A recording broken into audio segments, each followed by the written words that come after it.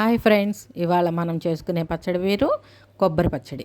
ఇది అందరూ చేసే పచ్చడిగా సింపుల్, కొబ్బరి పచ్చడిగా ఏముంది అంటారేమో. లేదు లేదు, ఒక్కొక్కళ్ళు ఒక్కొక్క పద్ధతిలో చేస్తారు. సూపర్గా ఉండే పద్ధతి నేను మీకు చెబుతాను.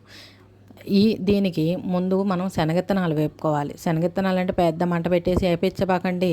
సింపుల్గా చక్కగా సిమ్లో పెట్టి వేపండి. చక్కగా ఏగుతాయి కరకరలాడతా. ఆ తర్వాత నువ్వులు వేసుకోవాలి. ఈ నువ్వులు శనగిత్తనాలు పడితే ఆ టేస్ట్ మరోలో పద్ధతిలో ఉంటుందన్నమాట. అయితే ఈ నువ్వులు కూడా వేగిన తర్వాత పక్కకు తీసేసుకోవాలి. పక్కకు తీసేసుకున్న తర్వాత మళ్ళీ కొంచెము బాండీ పెట్టేసి సిమ్లోనే ఉండాలి. హై ఫ్లేమ్ మటుకు దేనికి వద్దు ఫ్రెండ్స్. ఎప్పుడైనా సిమ్లో నిదానమే ప్రధానం అంటారు కదా. సిమ్లో పెట్టి చేసుకునే ఏ వంట అయినా కమ్మగా తయారవుతుంది. ఈ కొబ్బరి ముక్కలు వేపటం ఎందుకని అంటారేమో. వేపితే ఆ టేస్ట్ వేరుగా ఉంటుంది. మరి ఎర్రగా వేపద్దు, జస్ట్ 2 నిమిషాలు కొంచెం అటు ఇటు అన్నట్టుగా 2 నిమిషాలు వేపుకొని కొబ్బరి ముక్కలన్నీ తీసేసుకోవాలి. ఎక్కువ వేపితే ఏమవుతుందంటే కొబ్బరి నూనె అనేది దాంట్లో దిగి కొబ్బరి వాసనలాగా అనిపిస్తుంది మనకి, నూనె వాసనలాగా. అయితే మనకేం కొబ్బరి నూనె అలవాటు లేదు కదా, అందువల్ల. తర్వాత ఒక 10 పచ్చిమిరకాయలు వేసి వాటిని కూడా వేపుకోండి. పచ్చిమిరపకాయలు వేపుకున్న టేస్ట్ వేరు. అందువల్ల పచ్చిమిరపకాయలు ఇవన్నీ ఆరిపోయిన తర్వాత ఒక మిక్సీ జార్లోకి, మామూలుగా వెనకటోళ్ళు ఏంటంటే రోట్లో దంచేవాళ్ళు, ఆ టేస్ట్ ఇంకా సూపర్ అనుకోండి. కాకపోతే మనకి ఇప్పుడు అంత ఓపికలు లేవు కదా. ఇప్పుడు మనం వేపుకున్న పప్పులన్నీ వేసుకొని దాంట్లో జీలకర్ర వేసుకోవాలి, ఒక అర స్పూను. తర్వాత ఒక రెమ్మ కరివేపాకు చక్కగా కడుక్కొని ఒక రెమ్మ కరివేపాకు, కొద్దిగా 2 రెమ్మలంటే 2 రెమ్మలు చింతపండు, ఎక్కువ చింతపండు ఇవ్వండి మళ్ళీ పుల్లగా ఉంటుంది. ఈ తర్వాత చిన్నులపాయలు ఇవన్నీ మిక్సీ వేసేసుకొని మళ్ళీ ఒకసారి ఉప్పు వేసుకొని మళ్ళీ మిక్సీ వేసుకొని ఇప్పుడు తాలింపులోకి వద్దాము. తాలింపులోకి వచ్చి మిక్సీ కూడా కొంచెం మెత్తగా వేసుకోండి, అన్నంలో కలవాలి కదా.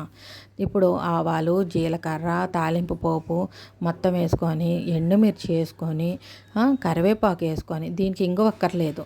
ఇప్పుడు ఈ పోపులో మన కొబ్బరి పచ్చడి మొత్తము వేసుకుందాము. వేసుకొని ఒక రౌండ్ కలదిప్పుకొని ఆ జారు కడిగిన నీళ్లు పోసి కలదిప్పుకుంటే ఇక సూపర్ మన కొబ్బరి పచ్చడి రెడీ. అంతేకాదు ఫ్రెండ్స్, ఇంకొకటి కూడా మీకు చెప్పాలనుకుంటున్నా. మట్టి పాత్రలో అన్నం వండటం మీకు చూపిద్దాం అనుకుంటున్నా. అంటే ఇది కూడా మాకు తెలిసింది అనుకోబాకండి, నాకు తెలిసిందేదో మీకు చెప్పాలని. అయితే ఈ మట్టి పాత్రలో తొందరగా అవుతుంది అన్నము. ఒక్కసారి పెట్టిన తర్వాత పొంగొచ్చిన తర్వాత సిమ్లో పెట్టేసి, లేదా మీడియం మంట కూడా అక్కర్లేదు నాకు తెలిసినంతలో. నేనైతే సిమ్లోనే పెడతాను. పెట్టి చక్కగా 10 నిమిషాల్లో ఇగో అన్నం ఉడికేసింది చూసారా. మనకు కుక్కర్లో కన్నా కూడా విడిగా వండుకున్నా కూడా అన్నం బాగా వస్తుంది. ఇంకోటి ఏంటంటే ఆ గంజి ఉన్న అన్నం తినకూడదు అన్నారు ఫ్రెండ్స్ డాక్టర్లు. గంజి వార్చేసేయండి, గంజి వార్చేస్తే మంచిగా వస్తుంది. అయితే గంజి వార్చడానికన్నా ముందు అన్నం ఉడికిన తర్వాత పొయ్యి కట్టేసి మూత పక్కగా పెట్టి ఉంచండి. లేకపోతే ఈ మట్టికి పాత్రకున్న వేడికి మళ్ళీ ఆ గంజి మన చేతుల మీద కూడా పొంగుతుంది. నేను ఆల్రెడీ ఆ తప్పు చేశాను, మీకు చేయకూడదని చెబుతున్నా.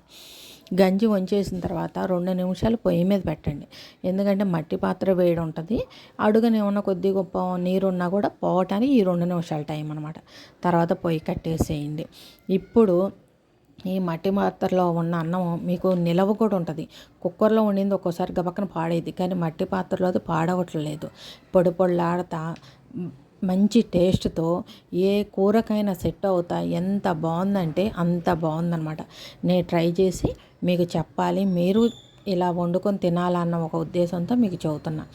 ఇప్పుడు మనం వండుకున్న రైసు, తర్వాత మనం చేసుకున్న కొబ్బరి పచ్చడి కలుపుకొని తినండి. వద్దొద్దొద్దు అన్నోళ్ళే కూడా ఒక ముద్దతో ఆగరు, 10 ముద్దలు లాగి చేయాల్సింది. సరేనా ఫ్రెండ్స్, మీకు నచ్చితే లైక్ చేయండి, మీ ఫ్రెండ్స్కి షేర్ చేయండి. మరిన్ని వీడియోస్ కోసం మన ఛానల్ని సబ్స్క్రైబ్ చేయండి.